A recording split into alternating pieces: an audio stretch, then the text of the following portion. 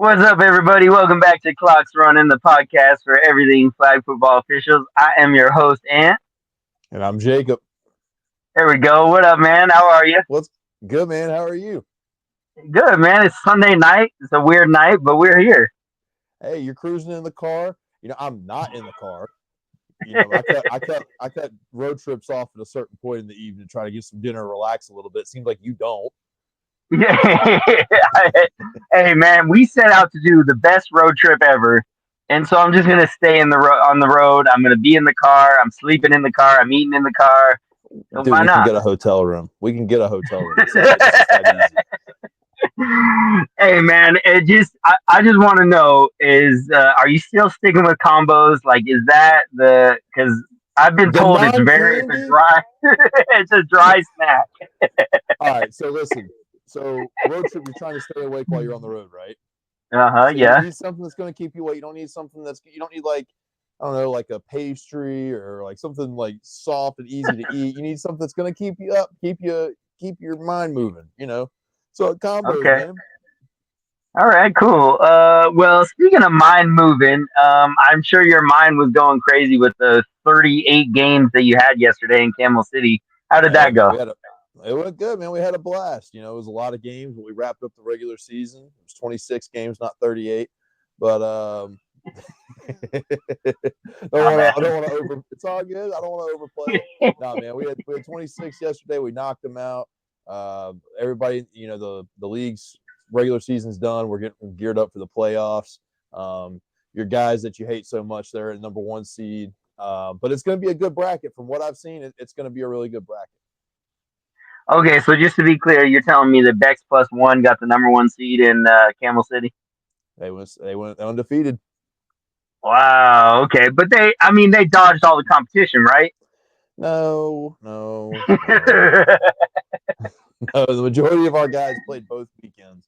Only had a couple teams that only could play one of each. So I got you. All right. Well, cool. Well, I'm excited to see how the playoffs go. I mean, I know Bex runs it out there, and this is kind of the Hold on. If this is the SEC of contact flag football, who's Vanderbilt? Oh gosh. I'd have to like really look at the list to see who's Vanderbilt. But hey, as Nick Saban said, you want to go play in Vanderbilt, you got a second home crowd. Yeah, for sure. So I know we were talking about snacks, but the weather's changing. It's starting to get cold. I don't know about you, man, but ever so often I like a good bowl of clam chowder. How about you? And I don't at all, but hey, I'm willing to try it, especially if it comes straight from Boston or Massachusetts. I'm willing to try anything. Okay, well, now that you've insulted our 3 guests for tonight, let's bring them on. What's up, everybody? What's going on? What's up? Hey, so are you guys still willing to do the show now that Jacob said he hates clam chowder? I did not say I hate it at all. That's such a strong word. And it's really a stereotype on you for making them assume that they all like clam chowder. Okay, hold on. Let me just go around the room real quick. Jen, do you love clam chowder? Yes. Okay, Jeff? Absolutely. Drew? Nothing better. There we go.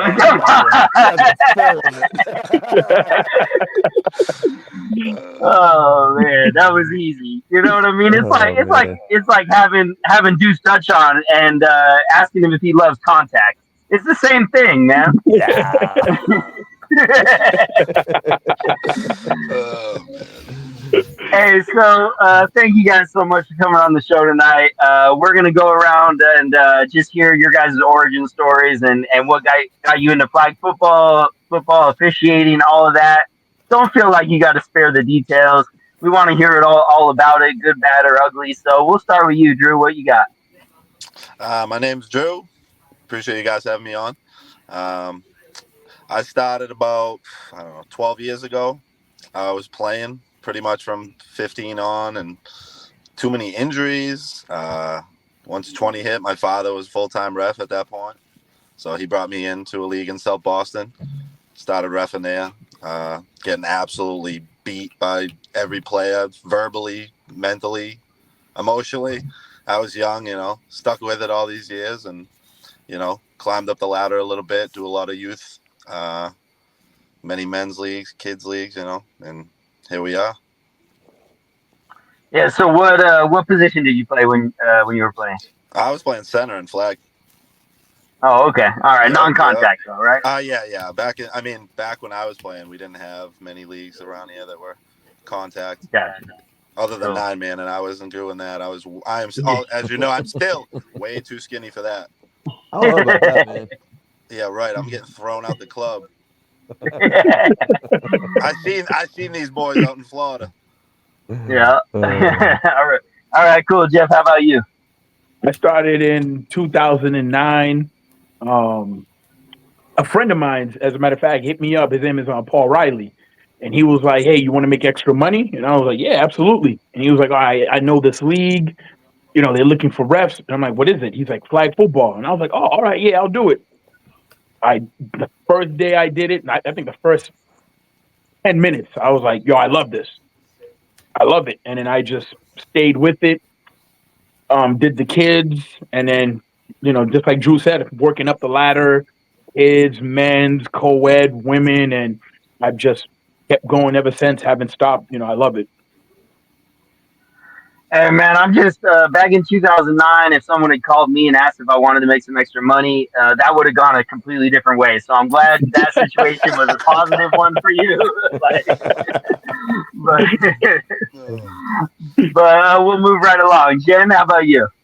So my path to flag started way back when I played in a all men's league playing flag, which brought me into playing tackle, ref and tackle, going back to ref and flag, and then just growing within flag. And I still do flag and tackle, but started traveling a little more probably about 3 years ago with flag, mostly youth, but some adult as well, and picking up leagues here and there, especially with the girls high school varsity now coming around, starting to see more girls in the sport, which I love seeing. Yeah, and is it a high school sanctioned sport now in Massachusetts or not yet? No, not yet. Hopefully. I know PA just sanctioned it as a varsity high school sport. We're hoping Massachusetts will come on board, but I think just being from here, it'll take a while. Yeah. We'll see. Okay, I got you. They have All right, it. so They have it in what's high up? school. Like they have. I mean, for the girls, they do have high school flag football, and Yeah. they made it. They made it a varsity sport now, sanctioned. I'm not sure about that. It's not sanctioned yet. I know that. Yeah. We just run Not okay. not at like high schools, but like in Massachusetts, and Drew can talk more to this. We did have like a girls' high school league that started, but kind of not backed by the school. It was kind of on their own. And I believe it started as was it like 10 teams and then moved up to 16 or something like that this past year? Yeah, I think we started at 8 or 10, and then it was just 22, I believe, was the season. Okay. So it's growing. It's just a matter of time till, I think if one of the schools steps up and makes it a varsity sport, hopefully others will follow. You know what the worst thing about that is? Oh, go ahead. My bad. No. Go ahead, Jacob. I was just going to say, and this is just a complete opinion-based thing here. The worst thing for me to see, and this has happened in North Carolina as well, is you're waiting for the schools and the school systems want success first before they pick it up. They want to make sure that it's okay first. They don't want to take a chance on these kids like trying a new sport and learning something new. It's absolutely wild to me. But anyway, sorry, keep going. Yeah, I mean, even Texas, as such a powerhouse football state, has not approved it yet. So it's still like a lot of states are lagging in it. Whereas like Florida first approved it like back in like 1998, my favorite year. Hey. What happened? What's going on in 98? I think that's another episode. That might be another episode. I'm gonna keep watching for sure now. Go back and check the other episodes out. We'll talk about 1998, man. That was a year for my man. I was 6 years old. That was great. Yeah, Drew, I was about to say, I know you're a little younger than me, but if you want, an education about what the late 90s were about, man, I'm more than willing to just put you on a little bit. It was a crazy time for me, let's say that. But, all right, cool. Well, the whole point of us doing this road trip is we just want to get to know all the different regions and and what's going on in local leagues and different areas, and because I can talk about Colorado, I can talk about Southern California. I know Jacob can talk about North Carolina to the 5 people that would actually care. But there's more flag football all over the country, right? So we started with New York City, we went there, and now we want to come into Massachusetts. All you guys are in the Boston area, is that correct? Or Yep. Yeah. Yes. Yep. okay, cool. All right, so we'll just talk about Boston. I didn't want to misquote, and I don't really know any other town in Massachusetts besides Boston. Which my mom will be upset about because she was born outside of Boston. But anyway, so so Drew, I just want to start with you. I heard there was a scenario this morning that you dealt with. Let's talk about that league. Just tell me kind of what the format is, a little bit about that rule book, and then you can go into that scenario you dealt with. Yep. So this league is a full 6-on-6 contact league. Not USA rules, but just they have fumbles live, shoving out of bounds legal. Full everything basically tackle football except with flags on. So like I said, Can the you stiff scenario arm? that happened, stiff arms included, everything. I didn't feel again. I go with the fumbles live and shove out of bounds. I figure people are like, oh yeah, you're good to do whatever. Like I said, you get one chance to punch it out, everything like that. It gets a little technical, but it's kind of easy. What happened today? Dude throws a pick. He's running it back. Obviously, his guy comes up to block. He is getting chased by another man on his own team, throwing a block on the defender now, trying to pull his flag. And the guy on his own team pulled his own flag. So I was kind of crazy what happened there. But All right. So before you say what you did and how it happened, Jen, what would you do in that situation? I blow the play dead. We see the flag being pulled, and then just kind of like an maybe treat it like kind of an inadvertent whistle, even though he pulled his own guy, but it was still a flag pull. I'd probably just blow it dead and take it from there, even though that totally sucks. see, this is why Jen's a valid referee. Man, will you shut up? Let me get the questions. I didn't know we were going around the room. My apologies. I'm dead. His own player pulled the flag. I'm blowing it dead. You gonna treat it the same way like an inadvertent whistle? Yeah. All right. So, Ant, do you agree with doing that? Yeah, for sure. All right. So we're all kind of in agreement. So when Drew texted me this morning, he said, "What would you do?" I said, "Well, it did at minimum treat like an inadvertent whistle." Now, let me ask this question: were they wearing jerseys that matched? So they all have jerseys. And he still pulled his own player's flag. Again, so this is how it. He gets. Are these adults? This is men. Okay. So he's running up to he's running towards a defender, but again, his guy's trying to get in the middle of him and throw a block so he can get around him and score. But obviously making a cut, he somehow I saw it. The dude's hand was just down by the flag, blocking whoever he was on the guy, and he legit pulled it. It was wild. He even said, he goes, "I pulled it." Yeah.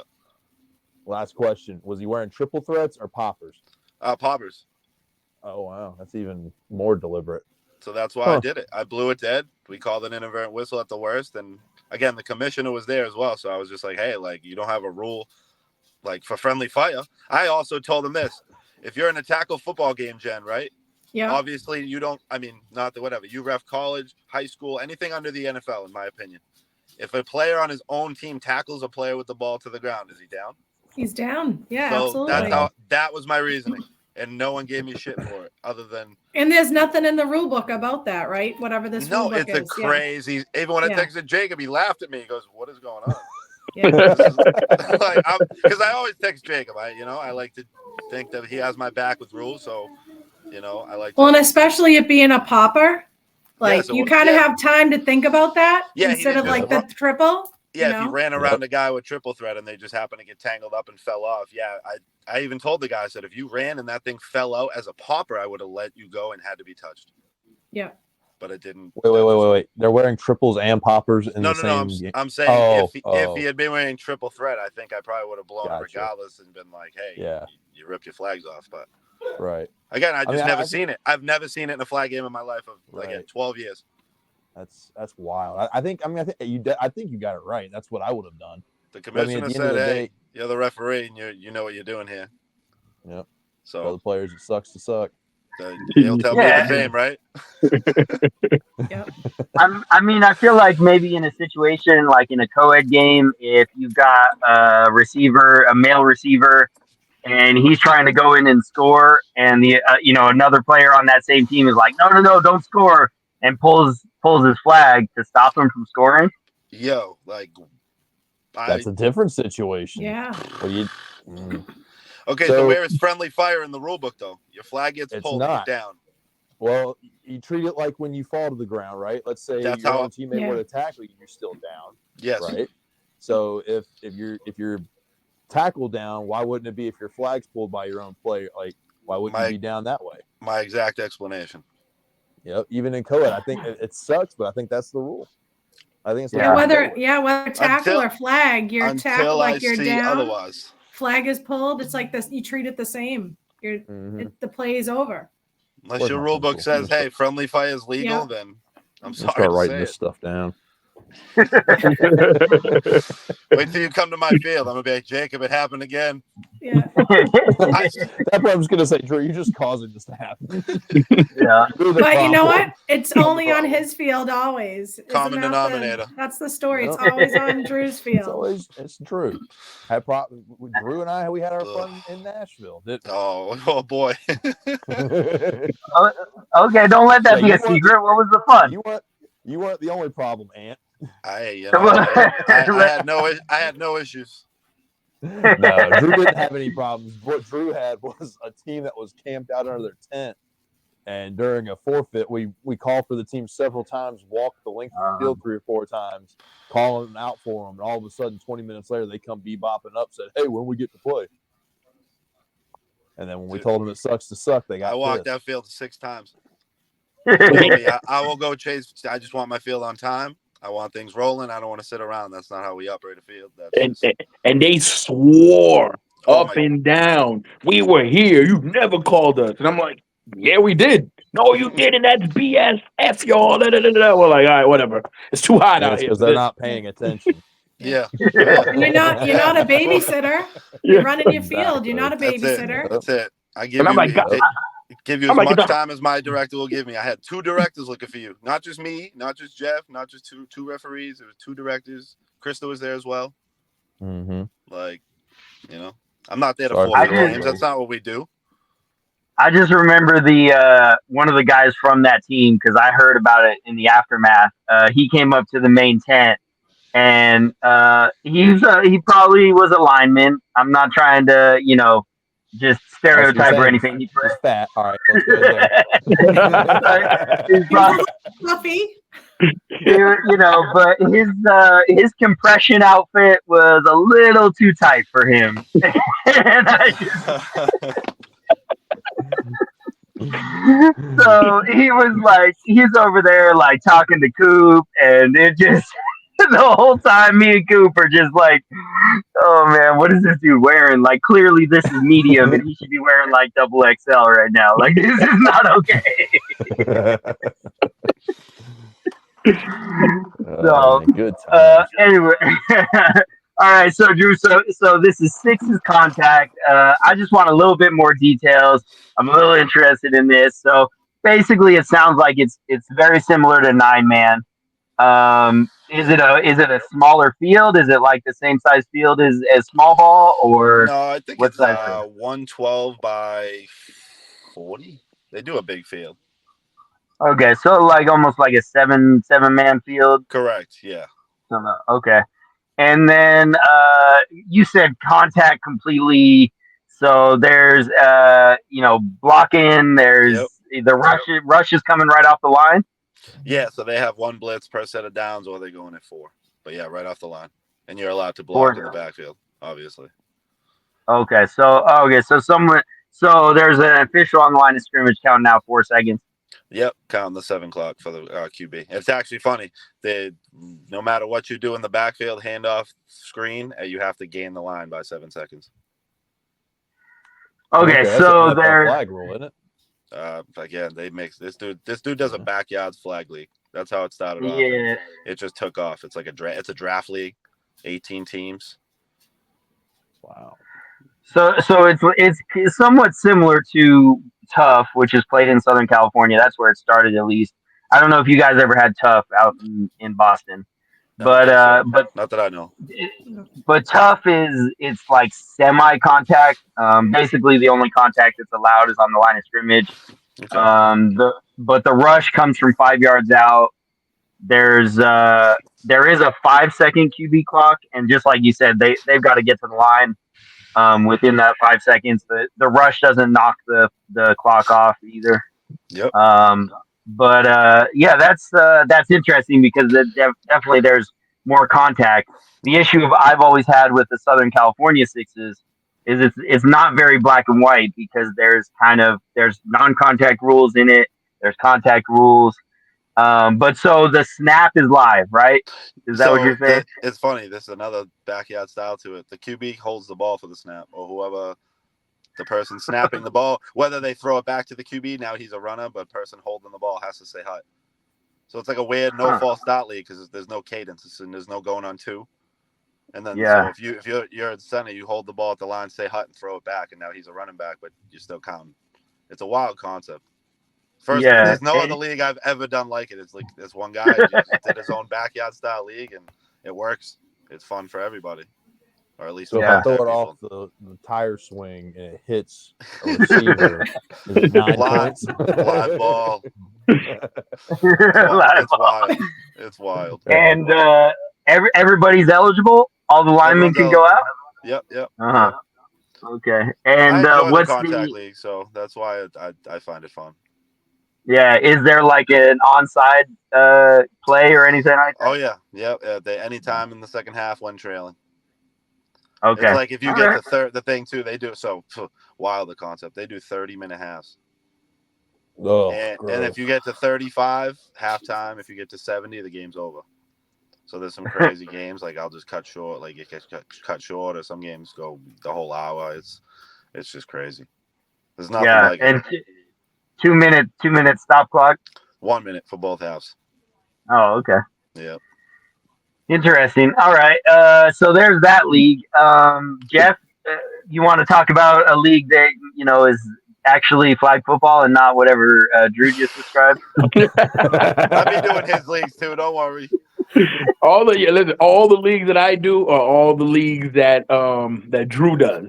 So, I mean, we have mass flag, and that's 5-on-5 non-contact, and it runs off of USA flag rules. He just actually, the guy who owns it, just took on the USA flag rules last September, so last fall, and made it to where, I guess, Drew, back me up on this. I mean, correct me if I'm wrong, that now they can win bids to the USA flag, like the nationals and or in the world. Am I right? So he's gonna start doing that. I know he's done some bids to like as you win tournaments, future tournaments, or money, which is nice for the guys. But yeah, he's gonna get in contact and try to get some money for those guys to pay for their bids and stuff. Now, is that league like in Lowell, or is that in Cambridge or Salem? No, the Mass Flag City. Mass Flag is in the North Shore. Don't know anything. Okay. So Mass Flag is so it's North Shore. In the fall, it's always over in Beverly, at Beverly High School, and then Beverly Hills, got it. No, not Beverly Hills. Indeed. Not Beverly Hills. North Shore, outside of Boston. Yeah, outside of Boston. I just want to say Boston because I know you know that city, so it's away from Boston. So. We outside. We around the city, reffing. Yeah. So yeah, I'm gonna write down all these cities, and then so I can go back to my mom and I can talk to her about it because, like I said, that's where she grew up. She's gonna be so upset at me that I said all I know is Boston. So. Yeah. And you got on to me for not liking clam chowder. You don't know a single place out there. I mean, Salem, Massachusetts, dude. That's like the one we learned in elementary school. What The city only was reason she you know from? that, Oh, it starts with an N. Needham. Needham, No. North Andover, North North Reading, Reading, Norwood, Norwell, Is Norwood, it like Norton. is Newton. Newton? Newton. Newton. Newton. Yep, there you go. Yeah, Yeah, yeah. it's Newton. Yeah. Okay. That's where Jen's at. Oh, okay. There we go. Again, I feel like we talked about this. So you got Jen literally in Boston, Jeff on the South Shore, me in the North Shore. Yeah. So we got all the areas covered, just not the west. Yeah, yeah. I mean, I do a little bit out there too. That's all right. Springfield leagues. Yeah. Okay. All right. Cool. My bad, Jeff. Go ahead and keep talking. So basically, that's a fives non-contact league. Is there another league that you guys do that's somewhat different? Unique to the area? What about fundamental? Yeah, Drew. we got the fundamental league as well. It does fives contact, fives non-contact, five co-ed. Yeah. It's big in the co-ed. We have a draft co-ed league up here. And that's in Lowell. In Lowell. Which is Lowell considered North Shore? No, Yeah. no. Is it? No, well, no. it's almost near New Hampshire. Yeah. Oh, yeah. So, well, that's north. So Merrimack. I guess you could. They say Merrimack Valley. Merrimack Valley. Yeah. So there's that. But I haven't done any league that's like the one that Drew mentioned where it's 30-minute half. Listen, You did it last year, remember? I know, you did it 2 years ago. Listen, You did the championship with me. I did it last fall, and I didn't know what I was getting into. So, Drew, picks me up. We go there. I'm standing there. I'm reffing, and I'm like, yo, why is this game so long?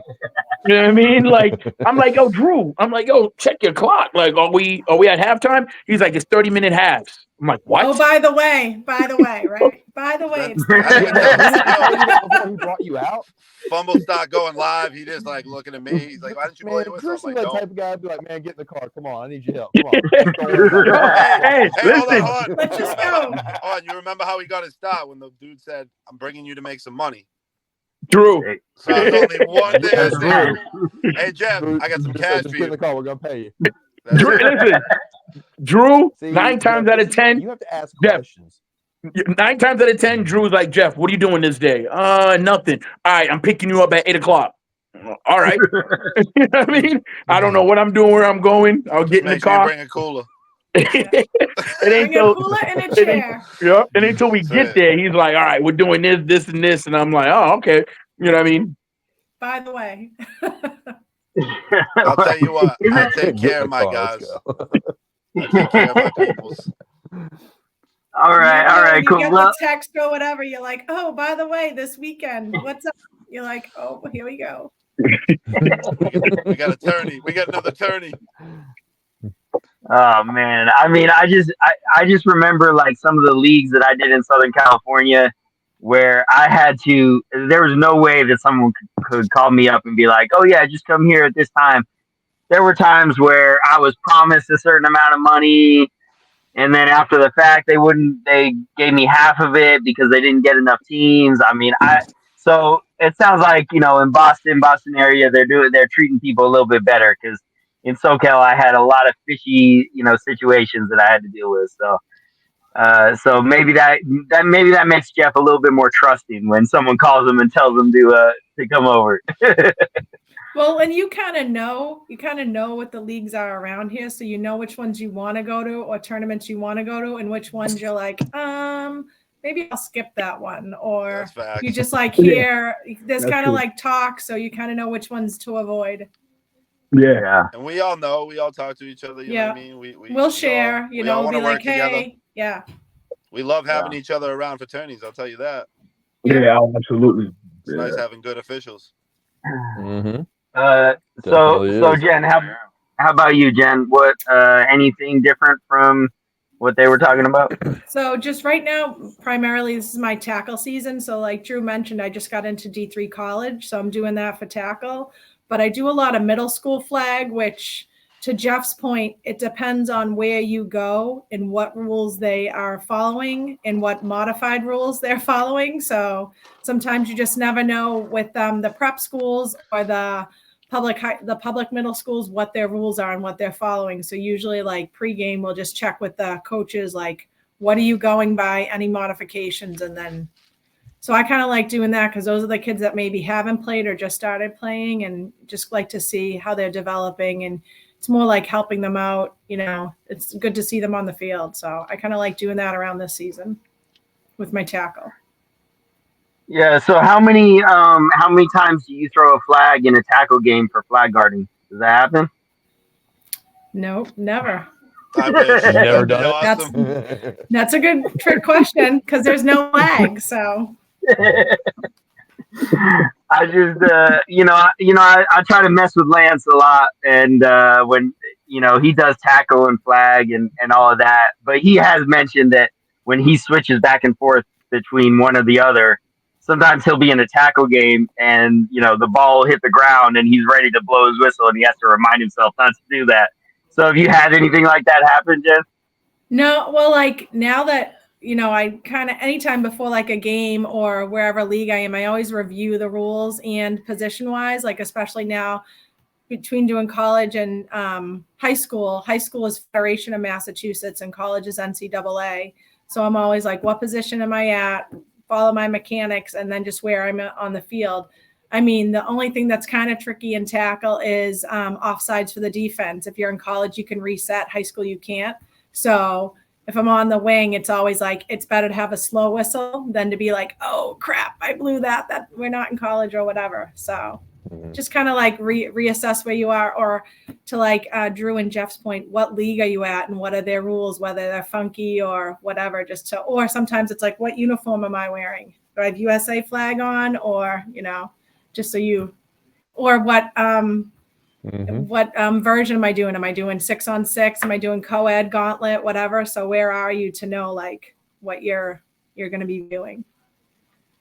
Yeah, for sure. So, Jeff, let me ask you this. Now that we're all kind of looking forward to 2028 Olympics, have you seen anything change within the leagues locally where it just seems like players or directors or they've shifted their mindset to the Olympics or to the Olympic style of play? Who you asking me or Jen? Yeah, Jeff. Yeah. Oh, me? Jeff. Oh, yeah. I thought you said Jen. I have seen, like, for instance, like I said, the mass flag, where now they've adapted the USA flag rules because they said, the USA flag rules, a lot of those rules are going to be, I guess, somewhat Olympic style. So I've seen, not a lot, but I would say quite a few leagues are now adapting to whatever IFAF, is that what it's called? IFAF. Yeah. Yep. So a lot of quite a few leagues are now doing the IFAF rules because they said, oh, that's going to be the rules for the Olympics in 2028. So now that's what the leagues are now running on. And I would say the mindset for the players is now that they know there's an Olympics, now they're going harder now. They're like really going hard because they're trying to make an Olympic team or go to the Olympics. So now they've taken up the energy like 3 notches. So you have noticed players like interested in playing that, right? Huh?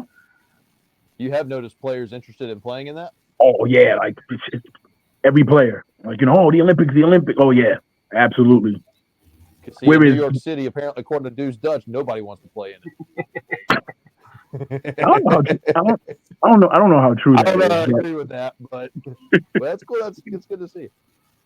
You see, whereas before, when the players would act a certain way, I'd be like, yo, listen, calm down. You're not getting a scholarship. You're not going pro.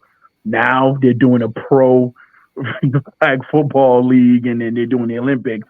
So now they're like, oh, yeah, the Olympics is in 2028. What are you talking about? I'm like, okay, I got you. Yeah. Drew, are there different tiers in some of these leagues? Are there pro, comp, rec? Yeah, so we get a mix. A lot of rec teams obviously like to play. Just more style up here because the thing about up here is a lot of the good teams just keep getting better. The better players are just you know how it goes. We don't want to lose anymore, so we want to go win with whoever's winning. It happens a little bit out here. Yep. I'll say that with the men's. Yeah, And five non-contact is the main style here. I've done non-contact five since I've started reffing here. gotcha. And what were you involved at all with, like when the AFFL was trying to get going? Because there was a Boston team, right? Yeah, they had a Boston team there. Were you involved in any of that? Were you reffing any of the training camps or anything? We didn't do any of the training camps, no. Okay. Yeah, and I know, I don't know if you guys noticed this past weekend, there was actually the first tournament for a professional women's flag football league in Mexico. They had a few players from the United States playing. Maddie and I think it's Lene is the other one that was on a team.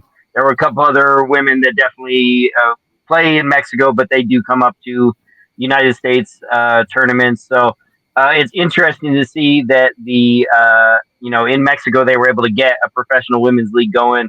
Yeah, that's impressive. Prior to before the United States has been able to get it going. So Jenn, I know that you have had experience with international rules and everything like that. Do you is that kind of in the back of your head? Is like a goal for you is continuing on building a resume, getting moving up into international flag football? Oh, absolutely. I think when I picked I started flag back in a local league, and then a couple of years ago, have been in a couple of different leagues and traveling a lot, and going places that I never thought I would. And because of that, making connections that I think has brought me to college. I mean, I definitely would like to grow with it. I think being a female official is helping, younger girls that are playing, saying, if you're done playing, you can always do this. I think just being involved in it and seeing it grow not just over here, but international wise. I was at the IFAF last summer in North Carolina. So to see all the youth teams and the adult teams was really cool. And actually there were a couple girls from Massachusetts that were on a couple of the national teams, which was nice to see. So definitely I'd love to grow with it. If somebody made you pick one or the other to advance in professionally, would you pick flag or tackle? That's too hard. They're two different sports. That's like someone that refs football and then does lacrosse. They're two different sports. I don't know. Answer, Jen. I don't know. Well, like I was a former player, so I think tackle. My heart is with tackle because I played semi-pro for 3 years, and that's what brought me into reffing. But what position did you play, Jen? Cornerback, linebacker, safety, and the gunner on kickoff. So one of my highlights of my semi-pro career is I played at the Orange Bowl, which was pretty cool. Oh, dang. Nice. And I traveled. So I think the only difference is with flag, I've met such great people and good connections. So, there's some people that like I look forward to a tournament, or when a tournament comes up, we're all chatting, being like, are you going? Because I'd love to go and make the connections with those people. They're like my flag family. So it's tough. Better. Yeah. So nothing better than a flag fam. It's a tough one. But I mean, met some great people, gone to some great places. So if the opportunity came, I wouldn't say no, but I think tackle has my heart. But flag has brought me a lot of places, so it's tricky. Gotcha. Jeff, have you had experience? You do tackle as well, or are you just kind of focused on flag? I've done. I don't do tackle now. I've done tackle. I've shied away from it and just focused on flag. So to answer that question, I want to grow with flag because I think flag is it's more fun, and I enjoy it more. Less politics. Yeah. Gotcha. Yeah, that was going to be my next question: is why did you shy away from tackle and move into the flag world? So for you, you're kind of looking at how many days a week do you work in flag? Right. Well, right now I'd say 3 days a week, and but then in the summer it's pretty much like 7 days a week. Gotcha. Okay. And where would you want to see yourself advance in flag football? The Olympics. Okay. I want to hopefully I want to ref, the Olympics, and that's my goal. Yeah. Well, and consider it sounds like there's Boston leagues that are using the IFAF rule book, which as of right now, that's the international rule book. It could definitely change in the next couple of years. So you're kind of getting that experience, and Jen, and she's kind of got a connection. So make sure you hit her up. We all, us Boston people, stick together. We're always helping each other out. So True. Okay. Yeah, that's true. Got you. So I'm gonna switch gears a little bit, Jacob. Unless you have a question around what we were just talking about for anybody. We can keep Okay. rocking and rolling, man. All right. So Drew, I just want to ask you this. Maybe I'm wrong in this, but I think that there is like a pretty solid winter in Boston. Like it snows pretty good, right? Yeah. Okay. So what do the winter leagues look like in Boston? Does it go indoors, or is there just no winter season? So you're gonna have leagues and tourney seasons till December 1. We already got kids tourney and a men's tourney that weekend. Saturday, Sunday, bang bang. That's the last outdoor event usually around here. Unless people go crazy, which like random tournaments pop up, but we stay away from those. We go indoors for the kids a lot, Fridays, Saturdays, Sundays, and then men's during the week, Wednesdays, Thursday, Friday. And then Okay. I also do another league in New Hampshire that's Monday, Wednesday all year round indoors. Oh. Yeah. Okay, and but like the crazy sixes contact that doesn't continue indoors, right? No, we usually don't get any contact indoors. We don't get any Okay, contact indoors, even the fives, just because of liability. Because the indoor for sure. facilities then the turf's not built for it. We don't want Yeah, people getting killed. slammed into Some of the the wall. boards too. Yeah, we got some of Yeah, those. Now there's a couple places without them, but yeah, the wall places are crazy to me. yeah, no, for sure. I mean, coming from Colorado, there was indoor league, and it had the wrapped around boards, Yep. and they were so close to the out of bounds line.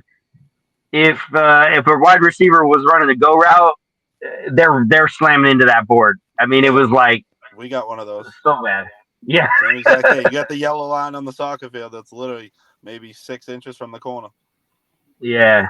And Sheesh. see, the ones we had here in North Carolina, the boundary was the wall. Yeah. So, He said do an out route. He said, hell no. hey, you're out. Yeah, I'm out. I'm going home. Oh, for sure. Okay, cool. Well, Drew, what do you have, coming up, looking forward to? I know everybody's looking forward to Tampa, but what else do you have kind of, in your near future as far as officiating goes? So I do men's kids right now 6 days a week. That's full time basically until November.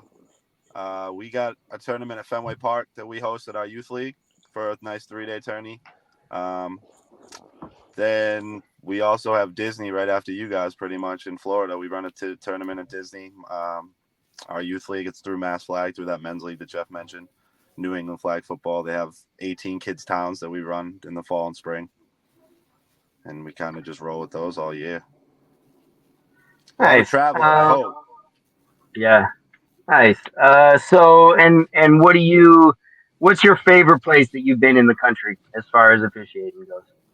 Oh, I mean, you have to ask this right after Nashville. It's tough. That tournament was amazing. The tournament was Yeah. amazing. Going out in the city was amazing. It was a great time being with the team. Just going out to certain bars, you see teams all over the place. Like Jen said, it's a family. Like, Yeah. I'll Gotcha. throw a flag. Put it this way: I throw a flag on this dude, Michael Better. We all know who he is. Me and Jeff going back and forth with this dude all game about impeding this. Did he rush that? I seen this man at the bar that night and was more than happy to see anyone in my life. You know what I mean? Like, I support that dude. I'm happy what he did recently at the Olympic Games. Congratulations to him. Yeah. But, it's just Nice. about that camaraderie. Yeah. No, for sure. Cool. Jeff, how about you? What do you got coming in the near future? Is it pretty similar to that, or you have something different? Well, similar to that, we got the Fenway. I'm looking forward to that. I'm looking forward to Tampa because I had one hell of a time last year, so I'm looking forward to that. Plus, didn't you guys break the Guinness World Book of Records? Some of like The goal is to break the Guinness Book of World Records for worlds. So yeah, we so gotta get everybody to show up. That's that's the key. yeah. So So we'll all be a part of that. yeah, I'm looking forward to that. I'm looking forward to Disney, the Disney tournament that SHS, which is New England Flag Football, that they run, and I'm looking forward to Nashville again. So, Jeff, if there was one baseball or football stadium that you could officiate a flag football game in, where would that be? Anywhere in the country. Florida State Seminoles. Go BC. Eagles. Go Eagles. I thought you were gonna say Levi Stadium, but we already did that. Yeah. Yeah. Okay. All right, cool. Jen, how about you? How far deep into the D3 season are you? So I have a couple games left on the docket before they assign. So this weekend I'm off. I was just at MIT. I had Coast Guard at MIT on Saturday. I'm traveling up to Castleton, Vermont in a couple weeks. So that's like 3.5 hours away. I have Plymouth State up there. And then I have another game back at MIT. And then I have my high school season, which is going on right now. A couple middle school games. And then in addition to that, I have an NFL game, the NFL regional, which is at up in Taunton. I'm doing a Special Olympics tournament that's at Gillette, and then might be doing an FFL tournament in November around Thanksgiving.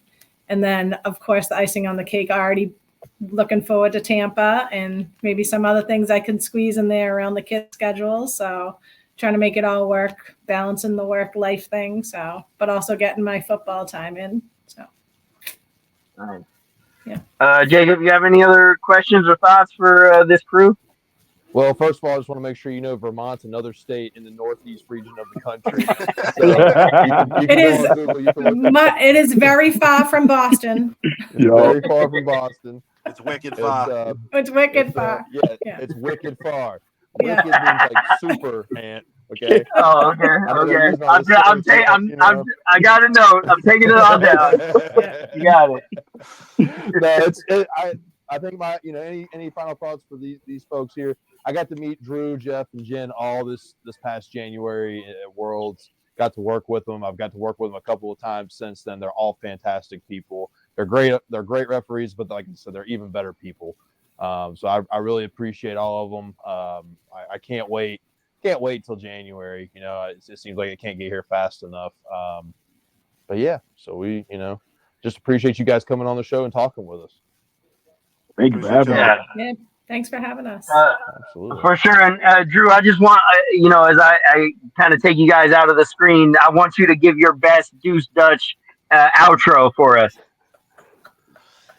I'm Deuce Dutch, top 5 dead or alive.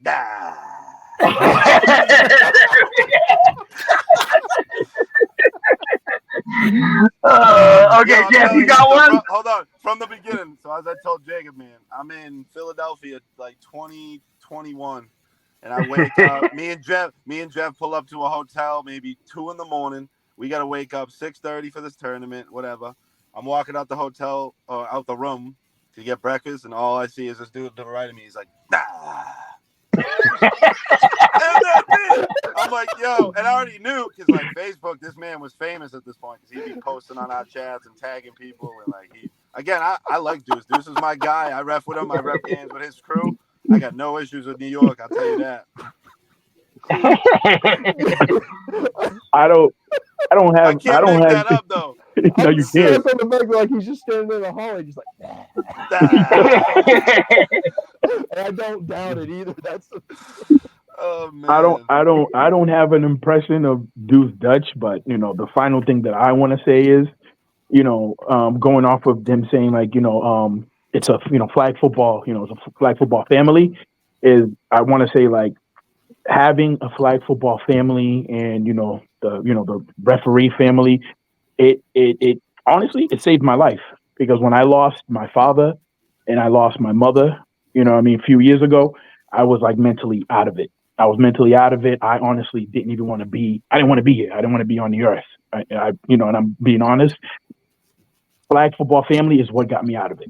They were the ones who picked me up. They were the ones who had my back. Drew, that's my brother. I'll ride or die for him.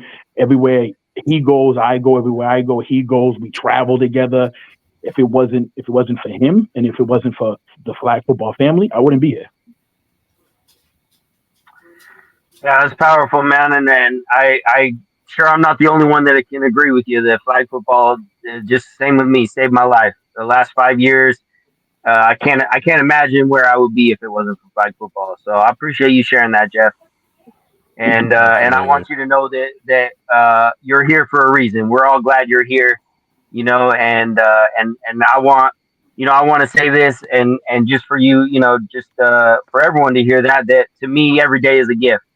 You know Yeah. what I mean? And on top of that, we can all be a gift to this world in a unique way. We're all like snowflakes. Every single one of us is unique in our own way. So Yeah. I appreciate you sharing that, man. Sharing your heart. Thank you. That's my dog. Jen, any final Absolutely. thoughts for us? Just to echo on Jeff, it's not just you're on a crew for a game. These are like lifelong friends. And every snap, we just get better. We're always learning. So whether it's tackle, flag, or whatever league, we're just getting better. And we're all learning from each other. And we're here for each other always. So, Always. yeah. Always. It just doesn't stop. It just doesn't stop on the field. It carries on till after traveling and everything. Everybody's got each other's back. And I think that's what makes it so special. Yep. Absolutely. Absolutely. I think, well, and I think we had, in two separate instances, Drew and Jeff, you guys in Nashville, Jen, you in San Antonio. For in Jen's instance, we had that break, kind of that trailer room that we were able to use to kind of get out of the heat for a minute, and everybody came together, was able to spend a little bit of time, get, laugh, cut up a little bit. And then Drew and Jeff's sense, we had the lightning delays both nights. Yeah, don't get me started. We had some downtime, and that downtime I think is really good. Oh, it was It's great. like those are the kind of moments, inside the lines where you're getting, beat up, chewed up, spit out, cussed out, all that good stuff. That's whatever. It's what you guys do off the field together, and all the time we get to spend together like that. I wouldn't trade those moments for anything. True. Agreed. Absolutely. If it wasn't for Jeff, some lady would have took my life in Florida last year. That might be for another episode too. She wasn't even playing, and she wasn't even playing. She came out of nowhere. This man picked me up and said, "Nope, we're not getting beat up today." Oh man. All right, y'all. Well, I appreciate you guys coming on and just teaching me all about Boston and all the towns that are in Massachusetts I didn't know existed. And thank y'all for educating us on what Boston flag football looks like. Y'all have a good night. Yep, All good right. night. Thanks, guys. Thank you for Thank having you. us. Have Hey, a wicked guys. good night. A wicked good night, Ant. All right. Man, what an episode, man. This has been great. I still can't even wrap my head around that Sixes league. Oh, man. Like I'm just waiting for all I'm picturing. Do you remember like the backyard baseball game that you put on the PC back in like the late 90s? I mean, maybe not. It might have been too old for you, but like us kids and stuff, we'd be on there, and I just imagine like a tree's probably like in the middle of the field, like tire swing. You hit the tire swing and catch the ball off of that. It's extra points or something. I don't know. Sounds fun. It's actually probably really legitimate, and the guy is like Yeah. spent a bunch of money, and he's probably got like this amazing complex he plays it on or anything. But in our heads, we're like, this is literally in someone's backyard. He's sharpening the axe now, like to talk to Drew about like, hey, did you name drop me while you were throwing me under the bus? Oh man. Okay. All right. So Drew brought up a scenario that he had like texted you about, and I mean that's interesting. The whole friendly fire thing. I never Hmm. even thought about that, and I guess like just presenting that scenario right away in the back of my head is like, well, if I get pulled, he's down, and I that was just my gut, but it's one of those things that just isn't in the rule book. So, what happens? But wouldn't that just be a scenario where we're defaulting back to the high school rule book and the high school rule book is going to tell us they're down, right? Yeah, I agree. I mean, you're where you don't have a situation like that. You have to revert back, and I don't even think that. I mean, really, the only thing comparable for them is going to be tackled, right? Yeah. And they look at like any player that's down, doesn't matter by who, if it's themselves, if it's a same player, same team, if it's an opposing player, they're down. So I think Yeah. that's what you have to go with. I mean, I hate to bring up other sports, but if you shoot a basket into your own hoop, the points still count. If you kick a Right. ball into the soccer goal, it still counts. So, Yeah. I mean, I don't know. That's kind of my It's a thought it's behind a it. it's a weird one, but you're definitely right. It counts. Yeah.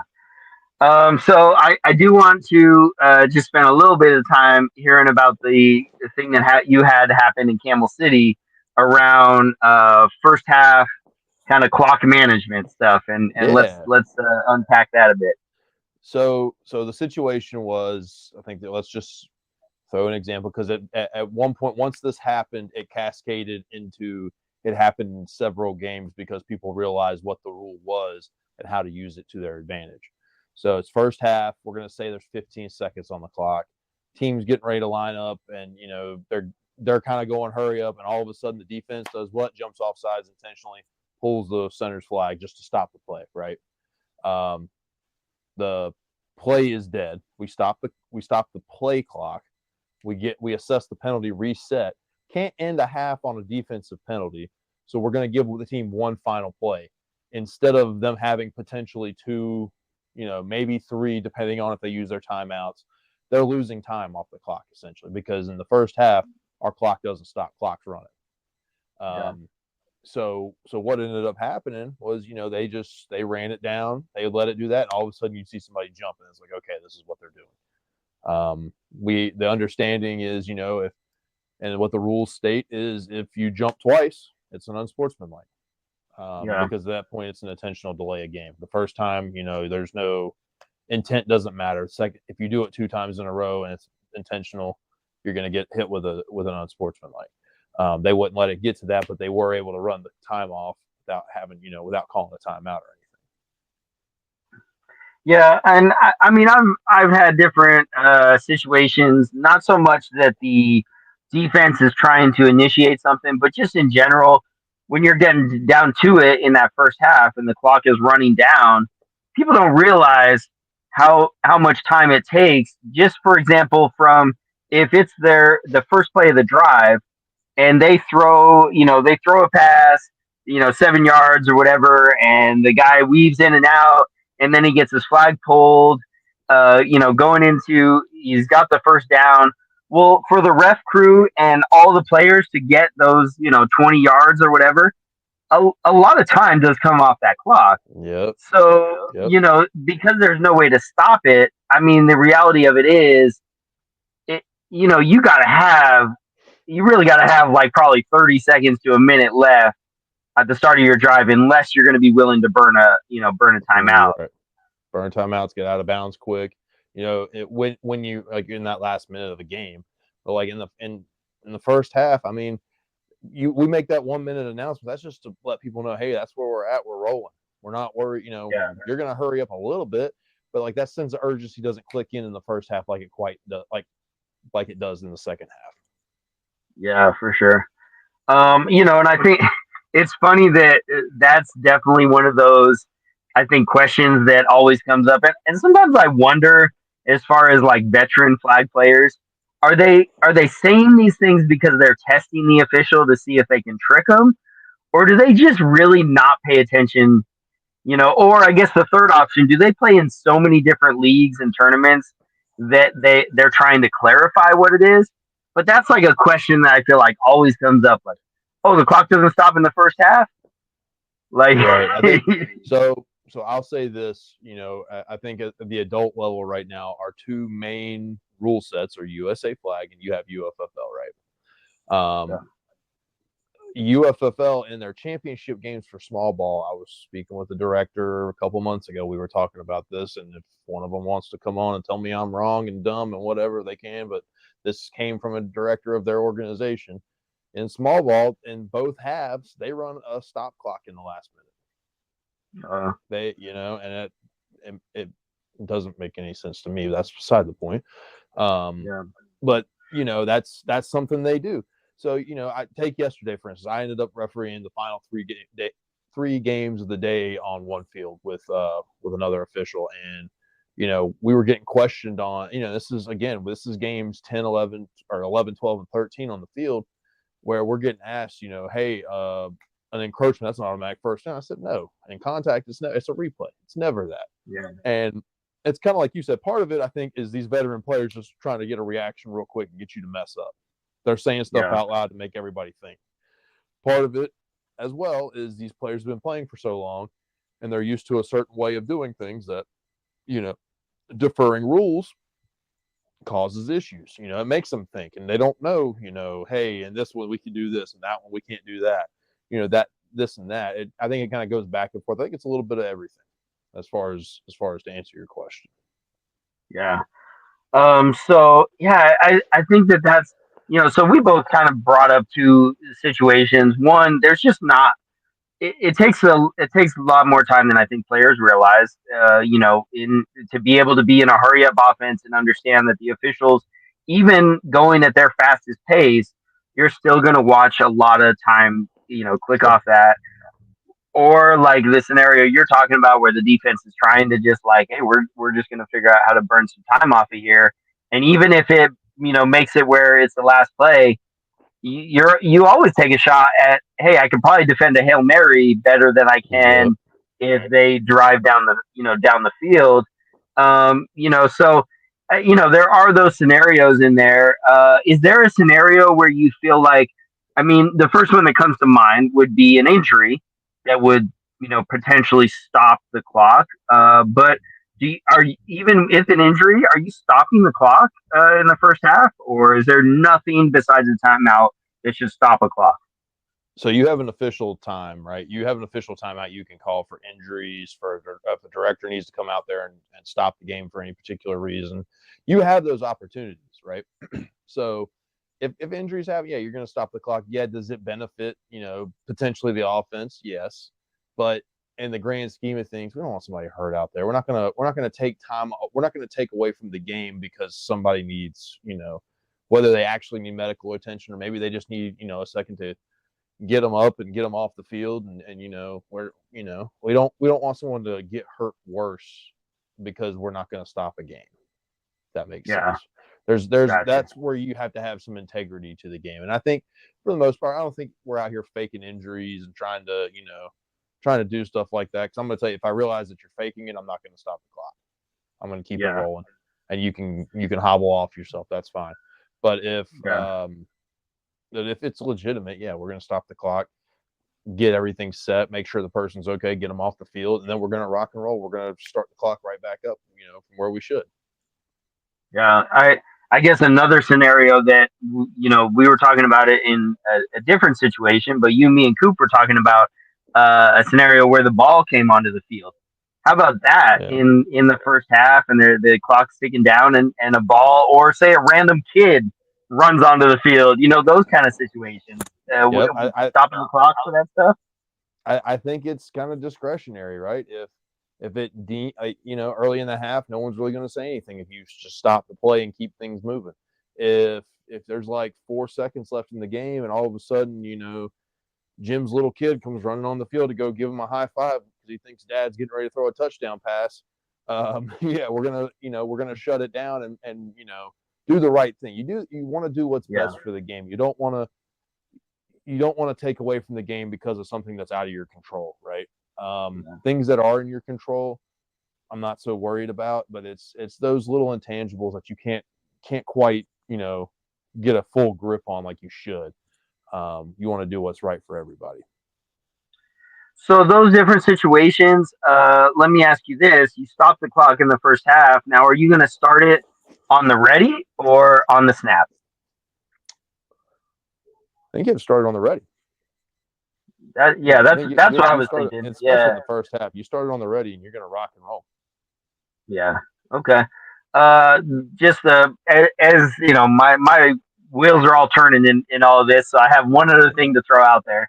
Say Right. there's a situation where it's an unsportsmanlike kind of situation that really, if you're going by the letter of the law in the first half, just to march out 15 yards, uh, the clock will probably run out of time.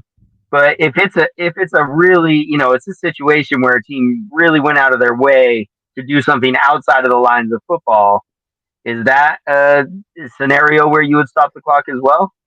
I don't think you stop. I mean, it sucks, but I don't think so. You're what are we saying? This is unsportsmanlike on the defense or the offense? Yeah, I would say probably the defense, right? So All then right, they're so we're going to saying get one on time. they're going to get one on time. That's what they're Yeah, going to get. And if it's yeah, something like that, usually I don't want to say bench is usually clear, but usually you're trying to sort people, trying to sort things out. That's a situation that you can control, right? You as a person, yeah, as a player in the game, you can control yourself, or you should be able to control yourself, to be able to separate, not get into a fight, do the right thing. If that's what you're doing, I'm not stopping the clock for you. Your clock's going to continue to run while we're sorting that out. That's not fair to the game and the tournament that you want to act a fool. yeah. No, for sure. And I think that there's been situations, I can't think of an exact one, where you as the director have already been on the sideline because tensions are already high, and something happens close to the end of the half, and just to get things kind of squared away and to cool down, you're just like, yeah, halftime. Yep.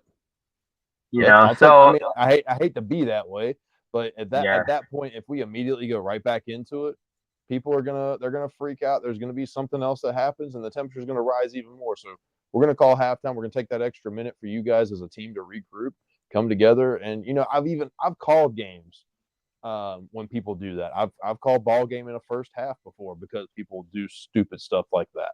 If it gets that far out of hand and I can't get a handle on it. I don't think I'm going to get a handle on it in the next minute or two. I'm calling ball game, and honestly, that's once I say that, that's usually when everything ends. yeah, yeah, Yeah, I had that happen in San Diego to a couple teams, and they were in the first half. They're trying to get everything situated, squashed. They wouldn't stop. They wouldn't listen. They wouldn't leave it alone. So I said, "Ball game, we're done. I'm not. yeah. You guys are not. We're not dealing with this." And of No, for course, sure. neither captain was happy about it. They understood why I did it, but we were able to move on. And I think they finished the tournament and didn't have any issues. Yeah. Yeah, well, and I think in general, something that I realized as far as just clock management goes for players, watching Finland, which we've talked about that those are best players from countries all over the world. I will tell you something that I noticed is the clock management across the board, men's, women's, Japan, Great Britain, United States, whoever it was, all of them knew how to manage the clock, whether it was Yep. to run time out or whether it was to conserve time. That is something that lacks in the United States, and it doesn't.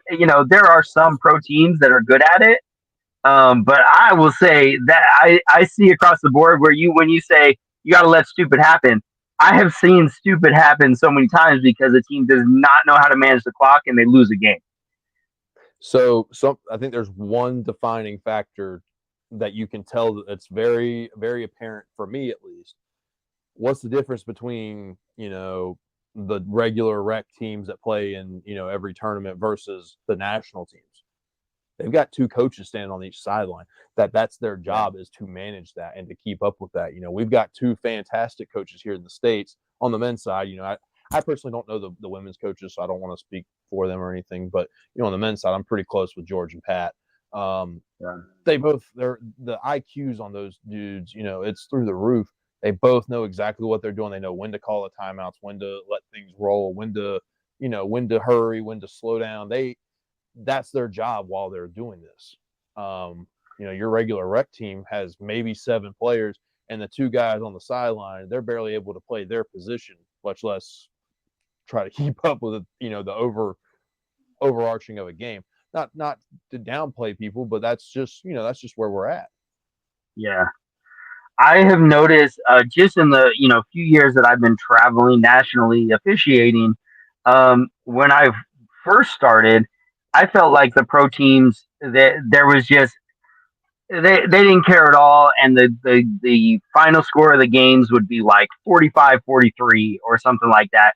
Where now I've started to notice, specifically in the pro division, where I think about like the Curry Bombers. Law is somebody that he will use every single down. He will use the play clock completely, and he is completely content winning the game 12-6. Yep. And like, so it just seems like even in the last couple of years, things have changed. Like this game is evolving so quickly, and there's so much more available to be able to see that I think these players are, evolving, as well as, I think officials are evolving, working more, having more opportunities to work, all that as well. So you feel the same way that just in the last few years things have changed a lot? Oh, definitely, because it's exactly like you said. It used to be these just shootouts, and now you start looking at games, and then like you'll see like the averages is 20s. You'll see scores in the 20s. That means teams are scoring 3, maybe 4 times. So in a 5-man game, that's kind of what's expected. It's making things much more competitive. It's making you pay attention more. It's getting officials to hone in better and get their mechanics down, get all their intangibles lined up and everything what they need to be. So I definitely agree. Yeah. So just one last topic I want to go over tonight. Like I said, this past weekend I was watching all the LFA games out of Mexico, professional women's flag. It's amazing. It's IFAF rules. So definitely these games are, pretty stretched out, 2-minute stop clock in the first half and the second half. I actually don't think that there was a mercy rule, because at one point there was a team that I think was up like 38 points in a playoff game, and they still were letting it play. Maybe they just have a different number, that I'm not aware of. But so a few things that I noticed from there. The officials, definitely was a 4-man crew for every game. All these games were televised, so they were all streaming on YouTube. I did notice though that the officials. So I know I give you a hard time about push pull. That's not something I want to do. Now these officials, I could tell that they were rotating who was at which position, who was the white hat, and every game it was different. Now I don't know if there was Jacob Black in Mexico that was Jacob Negro that was that was moving people around or whatever, or if they just kind of as a crew were like, hey, let's get everyone time at different positions. Have you thought about that as far as when you have a field kind of moving different people around to being white hat or not, things like that? So, I mean, I think it depends, right? It depends on who you have with your crew. So if I have, somebody who, if you give me a crew, I'm just going to throw some names. If you give me a crew of you, Lance, Jordan, and me, right? If it's the 4 of us, we're going to say, okay, for this game, we're going to go with, we're going to divide our assignments up, right? Doesn't matter how we do it, because I feel like of the 4 of us, each one of us could cover any referee position. The next game we can rotate because I feel that comfortable, that confident. It also opens up, what your availability is to do. It makes you a better official. You're looking for different things at different times. And you're not having to, cover the exact same thing over and over again. It doesn't, while repetition makes you great, I feel like being versatile makes you even better. But, if you have a newer official, somebody who's not as comfortable, not as confident, you do want them to get reps at the same position to understand what they're looking at, what they're looking for, to try to get better. You don't want to shuffle them around constantly to where they're not comfortable with anything. You want them to get comfortable with something and then branch off of that. Gotcha. Yeah, and the other thing that I noticed with this is that it's IFAF, and what's the big knock on IFAF is that any contact is going to get a flag, and it's just going to be flags the entire game. I will say, as a whole, watching these games, there were games that had less than five penalty flags. So it's very surprising. It's ultimately this is what Mexico does. They, there might be some random, formats in there, but the majority of what they play in the country of Mexico is IFAF. And so you could just tell that all the players understand what they can and can't do. And so the games were just smooth. I mean, the officials were not playing a big role. I know in the championship game there were definitely some more flags, but that comes with any flag football game because tensions are high. Everybody wants to win.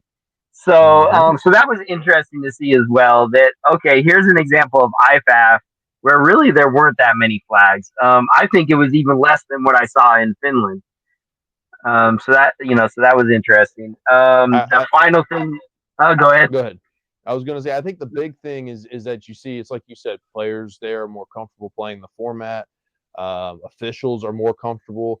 And I think there's also a little bit of this. I noticed it from the World Championships in Finland over to, the couple games I watched here of the Mexican Pro League. You're starting to see a little bit more contact. And I don't know if that's because the way things are going in 2028. There was a conversation had. Obviously, I wasn't a part of that. I have no clue. There's no insider for any of that stuff. But I did notice that there was a little bit more contact that was allowed. Maybe the NFL backing this has something to do with that.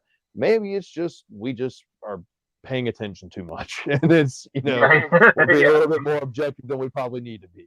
There could be that too. But it's something I noticed. So I mean, it's just something to watch and see how it evolves, and maybe that's the way it is evolving. So we don't know. Yeah, I mean, I think about the first opportunity I had with an IFAF type of tournament.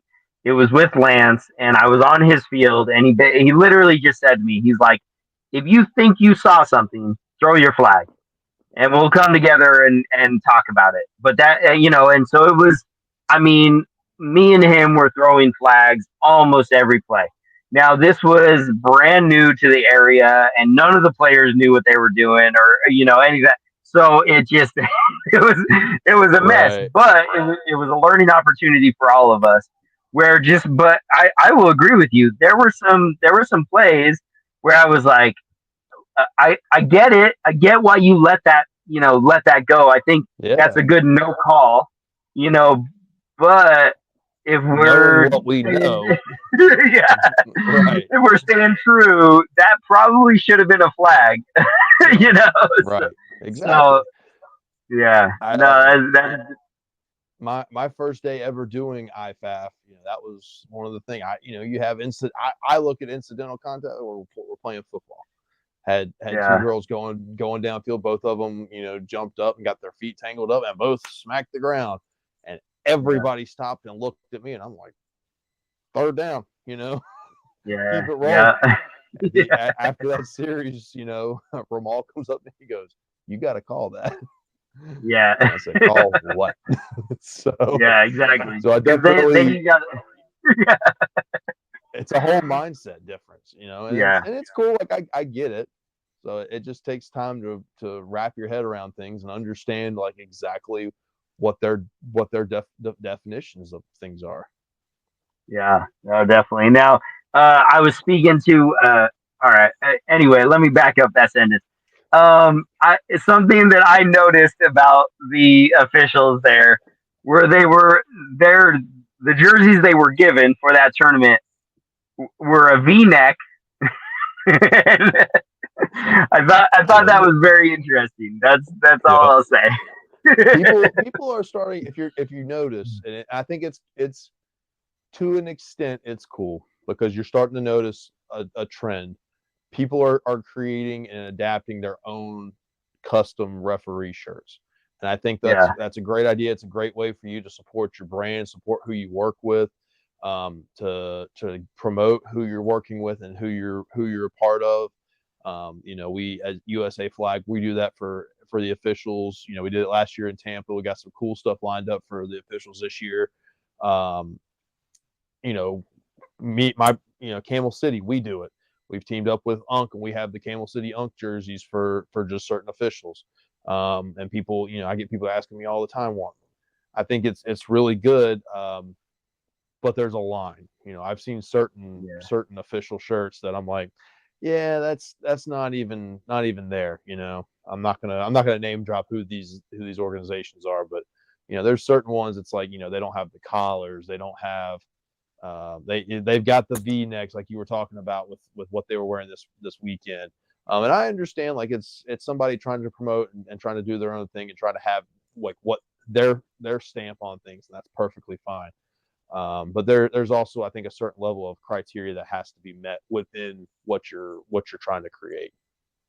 yeah. So my final thing that I just want to throw out there to you, somewhat of a hot seat, I guess. So there were two or three U.S. players playing in this, pro women's flag football tournament. Do you think that is the sign of a trend that they're going to, just like, for example, with the women's basketball players, there was a point where they realized, hey, we're not making any money in the WNBA, but we can go over to Russia or Europe and we can get paid to play basketball. Now, I don't know how much they got paid to play in this tournament, but you think that that's a trend, just like how it happened with other sports, that now 1,000, women's flag football players are going to go to other countries to play? 1,000%. Especially if you look at the financial gain they can make from that. Why wouldn't they? You have a Yeah, talent that you've proven that you're the best in the best country. Not to make an arrogant statement, but right now the United States is on top as far as that goes. I think personally you're going to start seeing, maybe not so much from the women. You're going to see it more from the men when they start making these national teams. Let's just rip the Band-Aid off. If the NFL comes in and says, hey, we're going to put NFL players in the Olympics only, you're going to see every one of these guys that makes the U.S. national team normally, they're going somewhere else to play. They're not going to not be in the Olympics. Maybe they're not representing the United States, and that kind of sucks for them, especially for the fact that they were able to crawl and get this thing going. Excuse me. But you're going to see these guys in other places to play. You're already seeing countries pop up and say, hey, we're looking for X, we're looking for Y, we're trying to do this. Olympics is a big deal for everybody. So you're going to see, there's a potential we could see, players on different teams, players in different countries playing. And from the looks of it, you can correct me if I'm wrong. It looks like in Mexico, flag football is kind of a spectator sport. They had people in the stands. They had yeah, people watching. yeah. So if they're able to sell tickets to that there, who knows what they can do in other countries. Maybe not to that extent, but you could see people in places where they're going to go make money. Why wouldn't they? As a country of people who are of a capitalistic background, the goal is to make money at the end of the day. And if you have a talent like this, why not use it to why not capitalize on it? Yeah, no, definitely.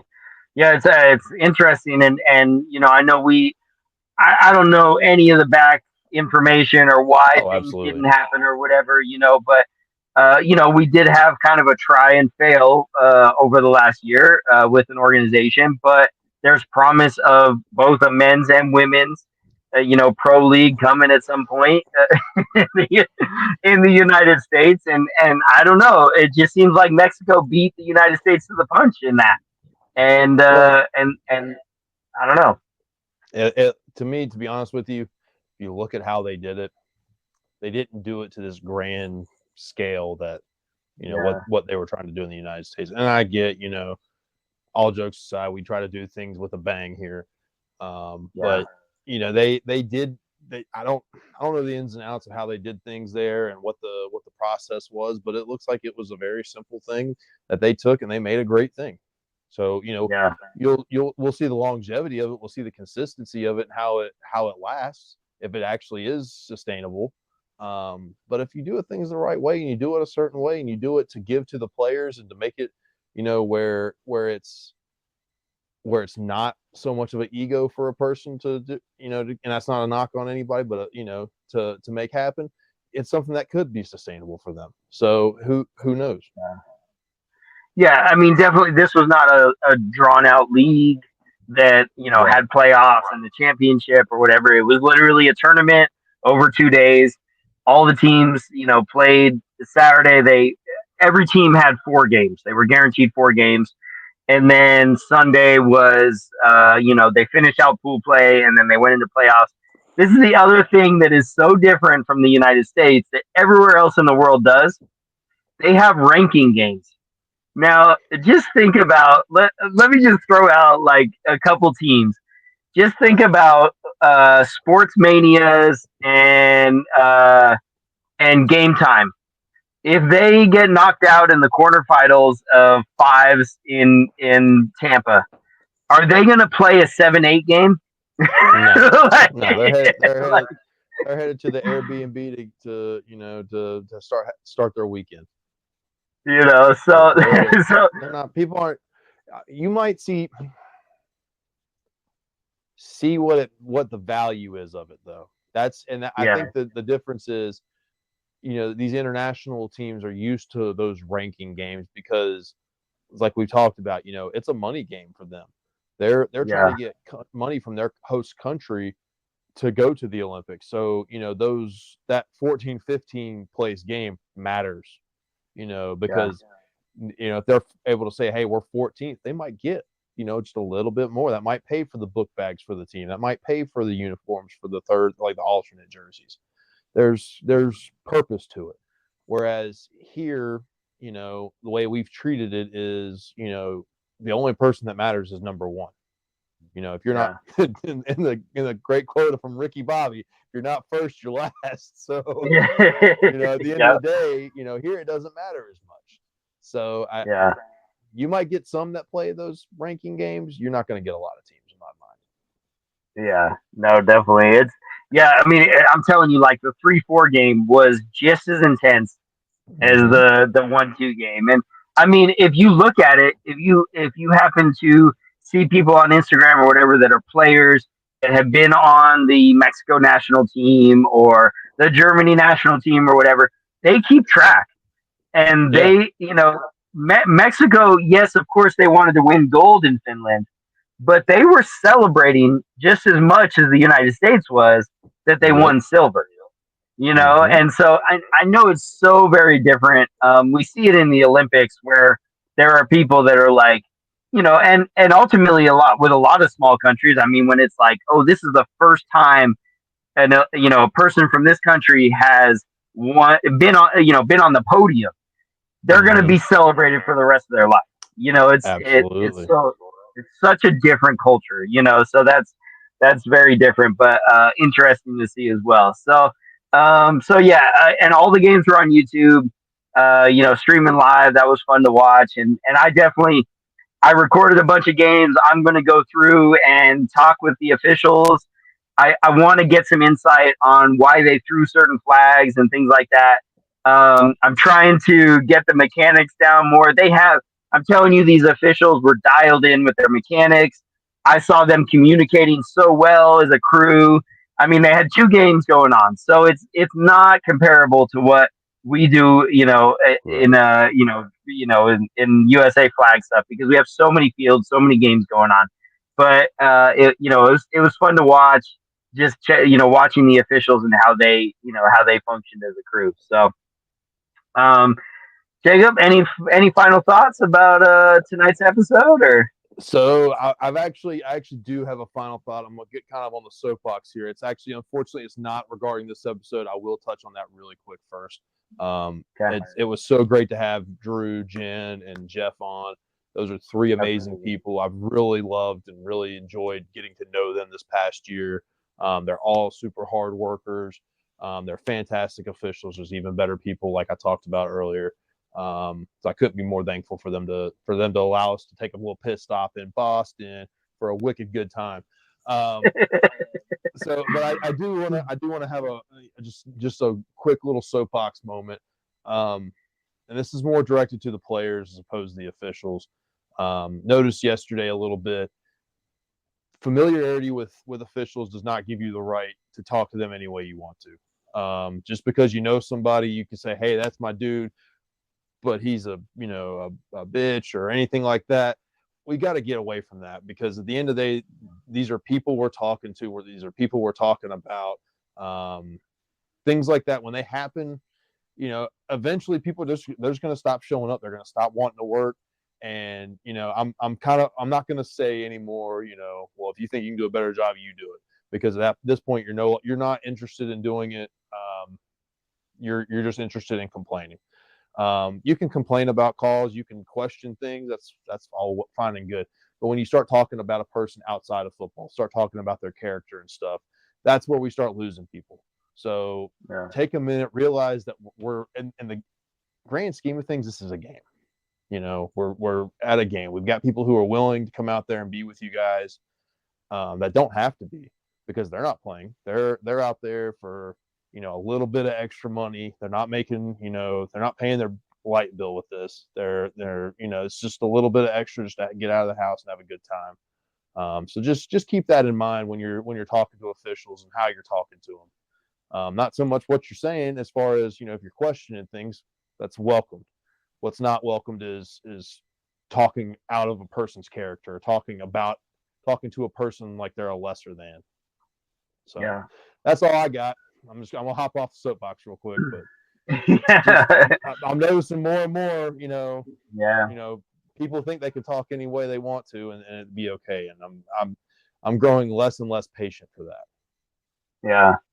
Well, Jacob, I mean, I will more than happily join you on that soapbox because I know I've had conversations with you about the fact of like, hey, something you always stress to us as officials is that if we're not having fun, we shouldn't be doing this, right? And I will tell you that something that I enjoy is diving deep into the rules and reading through the lines and figuring out the ins and outs and making sure I got the rule book down.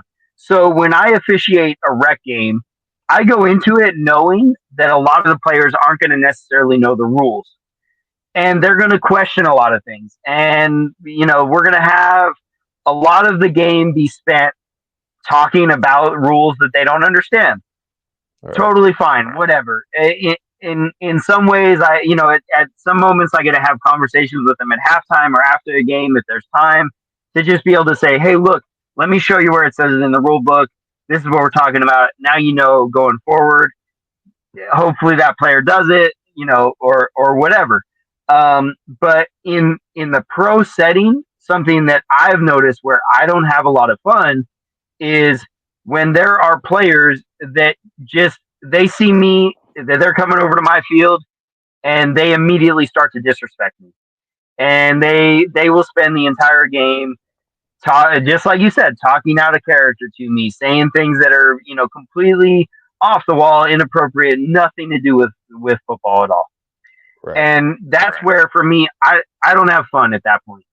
And so I think that's a prime example of what needs to stop. And so I actually wasn't going to bring this up, but I will now because you brought up the topic. Oh man. if we look at this last weekend of a professional flag football league tournament in Mexico, they were, a few times here and there they were saying things to the officials, but you could tell it was real quick. Hey, you didn't see that call, you didn't see this. It was all football related. These girls were professional, the coaches were professional. They all were in the same jerseys. Like, it's just like so very different from what we've become used to with the pro division, where it's just like, oh, you just got to let these guys do whatever they want to do because they're the pros, and I think that becomes a very slippery slope where then then these players are starting to be completely disrespectful to officials, and that makes it not fun. And so when you can see it over a weekend, and I know it's very different, I get it, but here's an example of how it works. So, like, if we want to continue to, elevate this game, we all got to do our part, right? And officials, we can get better. We can study the rules more. We can tuck our shirts in. We can not wear Crocs to the field. There's a lot of things as officials. Wait. You can wear Crocs to the field. Oh, to the field, not on the field. Not on the field. Yeah. So, so as officials, there's a lot that we can work on, and I know that there's frustration around the players that you've seen, the officials that don't care about it, and they will wear whatever, and they don't read the rules or whatever. But okay, so if we're matching that energy, and as officials, we're elevating ourselves, and we want to be considered professional officials, I really want to see the players match it as well, where they say, hey, I'm a pro player, and so I'm going to act like it, and I'm going to make sure my team is, hey, they all want to have fancy jerseys, so have everybody on your team looking good. You know what I mean? Like, it just looks so much better. Plus, if we want to elevate this game, guess where the sponsorships are going to come from? Guess where the views are going to come from? If players want to get paid, it's not by showing up in a tank top and and cussing out an official on YouTube. It's going to be the teams that are just dialed in all the way, and they're acting like pros. No, absolutely, man. Yeah, I like I said, man, I noticed that. I've noticed it over time, and more and more I notice it, the more and more, like, it's just it's a familiarity thing. Yeah. So for a second there, I thought you froze. But yeah, it's a familiarity thing, and it's like we talk about. Yes, it's one big family, and at the end of the day, come yell at me. As if I'm the director there at the tournament, come yell at me. I don't care. I don't care that you get loud. I don't care that you get, you talk reckless. You can say that to me. At the end of the day, I'm going to make sure that you walk away happy or under an understanding. You know what I mean? Yeah. Let the officials do their jobs. Let them work. But bring it to me. I would rather take that heat than lose officials and lose people who are willing to be there and work for you guys is what essentially it comes down to. So yeah, and I know I've thrown out like logistic nightmares to you at random times, and but do you think that there's a point, for example, like having footballs that aren't completely out of air? Do you think that there's a point though where maybe organizations are going to say, okay, we get it. There's a lot of people that are just playing because it's, they never made it and they're just rec players and they just want to enjoy themselves and they could care less about making money or anything like that.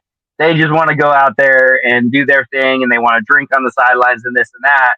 But there are these teams that want to consider themselves pro teams. There are these players that want to consider themselves pro players. Do you think that there would be a point where organizations would say, okay, if you want to be in the pro division, these are the expectations. Football has to be this. the jerseys all have to match. The you can't treat officials this way. Like so no. No, man, not in today's world. I mean, the closest you're gonna get is to like what IFAF has, where they do Yeah, monitor those things, and that's because they have the financial backing and the logistics to make that work. The yeah, grand scheme of things, take San Diego. I'm not running 18 fields and checking 18 fields worth of footballs or flag. I'm going to rely on my officials to handle that. yeah, When yeah, it comes to flags and stuff, yes, I expect the officials to make sure that flags are properly worn. I expect them to make sure if we're in a co-ed game, they're playing with the right size ball. But those are the little things. I'm not checking PSI in a football. I'm not checking. I'm not, as people are not walking in, I'm not checking flag lengths. I'm letting the officials come up with that stuff. And if we need yeah, to address things, it'll be on a case by case. So yeah, man, I think you could try to do something like that, but I mean, even the NFL, if you start catching some of the hot mics, the way that those guys talk to the referees, it's just yeah, as wild. yeah, So yeah, it's at all levels. So yeah. is it going to stop? Probably not, but it's still just just a minute, just to use this little platform of mine to say what I want to say about it and move on, No, blow for some sure. steam off. Yeah. So Yeah, no, absolutely. Well, and I guess I'll say my piece about this show and last week's episode. I know we had a quick turnaround, but it's so funny to see. We've only been in two regions, and they're not that far apart. If I got the geography right, New York and probably Boston are not, not but very far. they're not. They're not too far apart. And now, if, I know Deuce did not speak for every New York flag football player, but he did make the statement that he did say, "We don't care. Contact's our thing. This is what we do in the state of New York." Now, it was so different though from this Oh, Boston crew where they were literally like, "Oh yeah, we already have leagues that are using IFAF." yeah, So yeah. it's interesting, you know. And it's not a takeaway from Deuce, but I think it's who you talk to in the areas and what they're involved in. Because if Yeah, you look at what Drew and Jeff and Jenn are involved in versus what Deuce is, let's take what the three of them in Boston are involved with versus what I'm involved with here in North Carolina. We don't have yeah, non-contact here. It's a contact region, so yeah, that's to their point, if I were to go out there and ask 10 players in Camel City this past weekend, hey, are you geared up for the Olympics? I'm probably going to get a higher no answer than I am a yes. It's region by region. You're going to get some who are like, oh yeah, I'm interested, and then you're going to get some that are like, for what? They don't care about it, and it's okay. yeah, It's kind of like what I said. It's region to region, I think, and I think that's what we're going to come across on this road trip of ours. yeah. No, absolutely. So that's a good review takeaway of the last 2 weeks. But where are we headed next? Hey man, so we're starting to head down I-95. So we're gonna roll right on through. I think we're I gonna. don't even know what that is. Yeah. Okay, so there's a highway. It's called Interstate 95, and it runs. Okay. I can't remember how far north it runs. It goes at least to New York, and it goes all the way down to Miami, Florida. So we're gonna hop on I-95. We're gonna go down into Pennsylvania, and we're gonna visit one of our friends down there in Pennsylvania, and then we're gonna continue on this trip. Okay, so hold on. Let me just back you up here. Pennsylvania is south of Boston? Yes, man. Oh my gosh. Okay, all right. Just making sure. You know what it's the all two very big cities surprising. are in Pennsylvania? You know what they are Pittsburgh before we and get going? Pittsburgh and shout out to my guys from Philly. You got to get that John, right? Isn't that what they say, Yeah, John? get that John. Everything's John. Well, I don't Hey, think we'll have to so worry all about right. that for next episode. But yeah, man, No. I'm pretty excited about this next one. All right, so I'm just gonna. I know I was throwing out things to you last week about snacks and everything, but let me ask you this. So, coming in, so from in Colorado, basically there's one main interstate, and we just called it I-25. That goes north south. East west is I-70. Okay, and that's just what we call it: I-25, I-70. If you go out to California, specifically Southern California, everything is you got to get on the 5, the 10, the 15, the 90. That's where everyone 40. says it. Yeah. What do they say in North Carolina when they refer to interstates or freeways or highways? So we have, I mean, it's I-40 is the major interstate in North Carolina. It runs from Wilmington all the way to Barstow, California. But like I said, it starts at the coast in Wilmington, goes all the way up into Raleigh, through Raleigh, Durham area, through Greensboro, through Winston, and it exits out of Asheville in North Carolina. So that's the big highway in North Carolina. You got 77 and 85 that run through North Carolina as well. But that's the big one. Yeah. Okay. And so I just hearing you say it, you just said 77, 85. There's no the before that. I've noticed that. We have a lot of does, but that's not it. So. Okay, cool. Well, Jacob, I just appreciate you educating me on geography, on road trip snacks, on what interstates there are. But hey, I guess I got one on you right now. So far on the road trip, I got one on you. I can educate you on clam chowder because I've had some wicked good clam chowder out there. Well, apparently I need to have some wicked good clam chowder, but apparently everybody loves it but me. Oh man. Well, that being said, hey, let's wrap this up. This was a blast tonight. It's special, Sunday night episode. So hopefully, people are taking the time to subscribe here on YouTube, to watch, to listen, to share, to spread the word that we are on YouTube. But if you just want to listen to it, we are on every platform possible for podcasts. For clips where we can break down rules and we can talk about different scenarios, as well as throwing people under the bus, which I love to do, Jacob. You can find us on Instagram, Facebook, Twitter, Threads, TikTok. We are on all those for all the kids and anyone else that wants to listen. And most of all, we got merch. So if you want to get this way over here. If you want to get Jordan, if you want to get that logo on something, then check out the link. Yeah. See that way to Pennsylvania, right? Oh man. Okay, so we gotta wrap this up, man. But I appreciate you, man, and let's hit the road onto the 95 and get going, huh? There we go. We're gonna hit 95 and head on down. There we go. All right, man. All right, see ya.